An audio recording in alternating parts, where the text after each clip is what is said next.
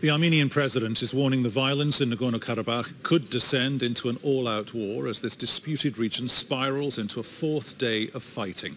Despite calls from international mediators, the two sides exchanged artillery fire and reportedly fought at several locations on the edges of the enclave on Monday.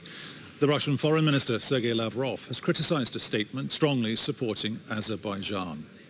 Well, the conflict is centered on the border of Armenia and Azerbaijan, where there have been tensions between Armenians and Azeris going back hundreds of years. When the Soviet Union collapsed, fighting erupted between those two regions as the republics became independent. But Nagorno-Karabakh, unrecognized by anyone, was left in the hands of ethnic Armenians when the ceasefire was signed in 1994. Al Jazeera's Robin Forestier-Walker has the latest now from Nagorno-Karabakh on the Armenian side. Here's his report from Stepanikiet. Now of violence, and it doesn't seem to be showing any sign of letting up just yet. We've been hearing claims and counterclaims from the Armenian Nagorno-Karabakh forces and from the Azeri side about losses inflicted on each other's army and military positions. So far, the Azeris say that they've lost 16 soldiers. The Armenian Nagorno-Karabakh forces have lost 20 and 26 missing in action. But it isn't just the military impact, it's also civilians that are being caught in this on both sides of the line of control. The Azeris talking about wounded civilians in the Terter district. We've seen some pictures from that, and also the Armenians, Nagorno-Karabakh Armenians, saying that Azeri artillery continuing to strike in the villages like Martakert on the Nagorno-Karabakh side. So civilians now caught up in this conflict. This is damage to Azeri villages and homes Azerbaijan blames on Armenian artillery fire. Civilians on both sides are being caught in conflict.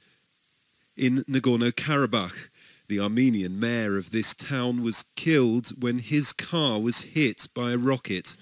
Azerbaijan announced a ceasefire on Sunday, but Armenia's president on Monday accused Azeri forces of continuing to try to take Armenian-held areas. Currently, along the entire line of contact, the Azeri side took control of a small piece of territory in the south and an equally small piece of territory in the north. And I hope that before the end of our current meeting, the Azeris will lose even this piece of territory in the north. We are talking about 200 to 300 meters, and for each meter, the Azeris paid more than one victim. Armenians are signing up to volunteer to fight for the disputed territory. This is our homeland. It's our responsibility to defend it. We left the last war half done. Now we want to finish it. That Armenian forces and Azerbaijan over Nagorno-Karabakh ended with a ceasefire in 1994, but no resolution to the conflict. Azerbaijan's defense minister has said that Azeri forces would be willing to strike here in the capital of Nagorno-Karabakh, so far peaceful Stepanakert, unless Armenian forces stop bombing civilians. As both sides continue to trade accusations and threats, hopes now rest on Vienna, where special ambassadors from the United States, Russia and France are meeting for an emergency session.